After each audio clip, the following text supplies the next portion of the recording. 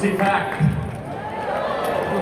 It's great to be here. Special thanks to Matt Schlapp and Dan Schneider and the CPAC team for putting on another terrific event. It's an honor to be here with so many freedom fighters from all across the country. It seems they keep on finding ways to make this room get even bigger and bigger every single year. I visit college campuses, so you don't have to.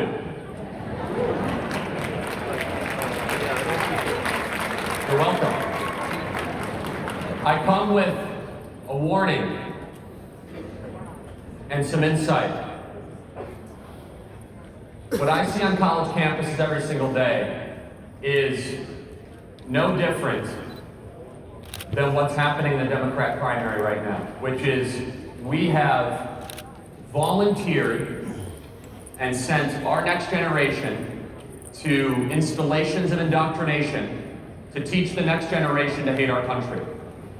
And so I hear people all the time, they say, how on earth could a Bolshevik, could a breadline advocate, could a Marxist be leading the Democrat primary? And I say, have you visited a college campus at all in the last 20 years? And what I see every single day are students that are being taught that our country is racist and bigoted and homophobic and backwards, and they're being taught nothing but negatives about the greatest country ever to exist in the history of the world. Now, there's a lot of positives I'm here to share with you today. Turning Point USA is now on 2,000 high school and college campuses across the country. And as of today, our Students for Trump organization, our sister organization, has more affiliated chapters and groups than Students for Bernie Sanders. But I come here with a warning, because what I see on college campuses, when I see happening on universities across the country, I push back when people say, well, there's no way that Bernie Sanders could become president of the United States. No, he could win.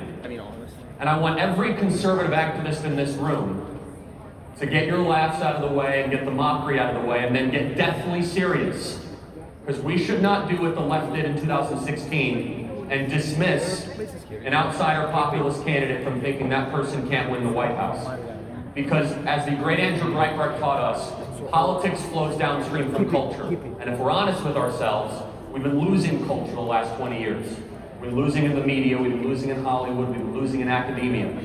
And all it's going to take for the left to do is to boost turnout even higher on university campuses. They're now putting all sorts of different measures to try to get more and more left-wing students to embrace Marxism and to do same-day voting. And I'll tell you right now that if the left is successful, the college campuses are going to be the battleground for this election and for the next generation. And so people say all the time, well, Charlie, what can I do?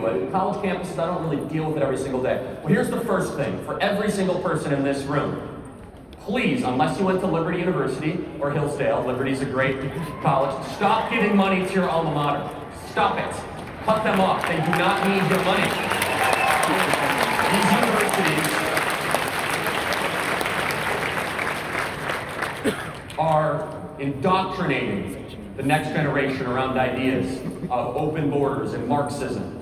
And where Senator Sanders gets his base is a limitless supply of millions and millions of students that are entering our university system, and they're being turned into activists. And people say, well, where did this shift happen? How did this happen? Well, 30 years ago, we beat communism, and we brought down that Berlin Wall.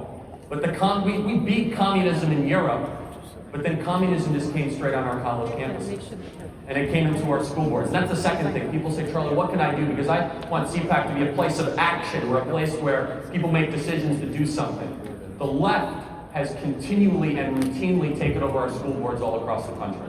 And if every single conservative in this room got as involved in school board races as we do with national elections, our country would be in a much better place. We're getting involved in what they're doing with our textbooks, getting involved in what they're doing at the very elementary local level. And the third thing that people can do is they say, does your kid actually need to go to four-year college? I'll tell you, going to some of the quote-unquote best schools in the country and visiting them, I would not send anyone that I care about to those schools unless you are willing to play Russian roulette with their values. We need to ask our high school seniors, hey, why are you going to college? Not where are you going to college? We need more plumbers and welders, electricians and HVAC and policemen and firefighters and veterans. And we need far less people that are hyper-educated in the humanities and communications and psychology, but they know everything possible about why America is a flawed country, and it seems as if they're the ones that that are so unhappy and unsettled, and they're saddled with student loan debt. And so every single person in this room has to understand that higher education is the cartel of the colleges, is that they exist using our taxpayer funding, taking the minds and futures of our young people as a way to not just continually keep their power structure at a certain status quo, but also to create a future political base of left-wing Democrat activists. And so, as conservatives, we have to ask ourselves the question, if we know for certain that they're indoctrinating the hearts and minds of the next generation, if we know for certain that 95% of professors in higher education are self-identified left-wingers, why is it that we continually send our most prized possession, the most prized possession in our country, is our young people? And we send them to these universities. We wonder, well, I wonder why Senator Bernie Sanders is doing so well. And I'm telling you right now, I'm going to do everything I possibly can to make sure that this president gets reelected. Everything I possibly can. However, when I go to these campuses, I see a preview of where America is heading. Whatever happens on college campuses will soon happen in the halls of Congress. Alexandria Ocasio-Cortez and Rashida Tlaib and Ayanna Pressley and Ilhan Omar, they are a harbinger for things to come. They have bitter resentment for the greatest country ever to exist in the history of the world. The leading Democrat nominee has nicer things to say about literacy in Cuba than the heroic history of the United States of America. We have a dictator apologist that is the front runner of the Democrat Party, and that is only possible when you lose the cultural institutions. And so when I speak to conservatives, this is very clearly, would the left continually send their kids to college if they ended up being conservatives? Of course not. They would reconsider it. In fact, they would probably say, we're not sending our kids here anymore, we're going to build our own institution. That's exactly actually what they did. They took over our university system. They took over our education system at a fundamental level. And that's also why I'm a huge advocate for school choice. And the left cannot and will not be able to argue for school choice in our country I believe that the more that we're able to challenge the true cartel, which is the National Education Association and the American Federation of Teacher Unions, and what they've done to the hearts and minds of the next generation, not allow specifically minority communities to be able to get a higher access to education, is immoral and it is wrong. And the more that we challenge the teacher unions in this country, the more we're going to find success. And I'll tell you, Senator Sanders or whoever they nominate, but it's looking increasingly likely like it's Senator Sanders, we're presented with an opportunity.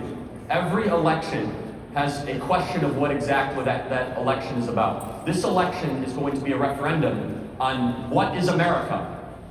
Is America a mediocre, socialist welfare, Marxist country? Of course not. Are we a country of victims or are we a country of victors? Are we thankful that we live in America or are we angry that we live in America? And at the elemental level of why the left is doing what they're doing and why students are showing up in such high numbers for Senator Sanders, I get the question, well, Charlie, it doesn't make any sense. He's 78 years old. Why is he exciting young people so much? I say, he's exactly like the intro professor to How to Hate America 101. He speaks like that professor, kind of looks like that professor. He's equally as angry as that professor. And he presents himself as the crusader against everything that is wrong and that is unjust in our society. It's the little guy against the big guy. When in reality, everything he stands for is the exact opposite. He stands to make government more powerful. He says that government is bought and paid for by the wealthy, the few, and the well-connected. Well, then why, Senator Sanders, would you want to make that very government more powerful? Why would you want to give more money to that government? Why would you want to give our guns to that government? Why would you want to give our health care to that government? Why would you want to give our education system to that government? The same government that he says is wealthy, that is bought by the wealthy, few, and the well-connected, and the lobbyist class, is the power structure that he's only going to make even more powerful if he is elected. And so we're presented a choice where we have been given a gift. I truly believe this from God when President Trump won that election in November of 2016. And we have the results of 170 circuit court judges. Lowest ever black unemployment, Latino unemployment, Asian American unemployment, 10 million Americans off food stamps, energy independence, VA Accountability Act, right to try, prison reform, Qasem Soleimani is dead, al-Baghdadi is dead, the embassies in Jerusalem, Golan Heights are recognized, we spoke with the Marshall White House twice, we frontline Planned Parenthood. America is in a renaissance period. Once again, we've been given a gift from this administration of what they have done. However, the dichotomy has never been more clear, that you have one side that wants to fundamentally transform one of the greatest blessings that God has given his children, and that is this country. And I do believe that if we do our job, we can. It shouldn't even be close, by the way. The fact that this election might even be close is an indictment of how far we have allowed our culture to go. But I'm telling you that we're the future of whether we're going to be a free republic and a constitutional republic, or whether we are going to be a failed socialist experiment. It's happening right now in high school and college campuses.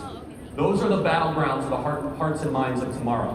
And so what we are doing every single day, and what I know all of you are equally as passionate about, to fight for that next generation, to be able to convince them, is in my opinion, one of the most important endeavors in the entire country. And I'll tell you, this is exactly why Senator Sanders goes to college campus after college campus. But opposite of what the media might lead you to believe, President Donald Trump has empowered a resurgence of conservatism on college campuses across the country. The exact opposite of what the media might lead you to believe. I'm going to tell you why. The Republican Party of Mitt Romney, correct answer, by the way, correct. Every time his name is mentioned, you should respond that way. Because he lied to every single person in this room that knocked on doors for him, that made phone calls for him, that donated his campaign. Because we thought that he was going to be a crusader against the Marxist president that preceded Donald Trump. And now he asks and he begs for the endorsement of Donald Trump for the Senate in Utah. And then he goes and votes for that sham, unconstitutional impeachment. He embodies the very same political class that President Trump ran against. But the party of Mitt Romney was a party that did not fight. It was a party that wanted to preserve the ruling class. It was a party that did not give the next generation confidence and courage and conviction to stand for what is correct. And I can tell you, when students on college campuses wear those beautiful Make America Great Again hats, and I'll tell you, if you want to be a rebel on a college campus, wearing a Bernie Sanders shirt will get you thumbs up, high fives, and invites to all the coolest parties. You want to be a rebel, wear that hat on a college campus. You want to see what true rebellion is? Try walking around Brown, Yale, Princeton, Stanford, UCLA with that hat. But I'll tell you, finally, we have a president that understands the 7 mountains of cultural influence. Finally, we have a president that understands the significance of standing, yes, I'm going to use a term, in solidarity with the grassroots activists of our country that see that college conservatives are under attack. And President Trump courageously signed a historic executive order to protect free speech on college campuses across the country. A year ago at CPAC, he made that announcement. One of the most important executive orders that he has signed in his presidency. And so, America has a choice. The left, we know exactly where they're going to go. However, as we look into this election and even into elections to come, we have to ask ourselves a question as a conservative movement. Are we going to revert back to the party of the status quo ruling class?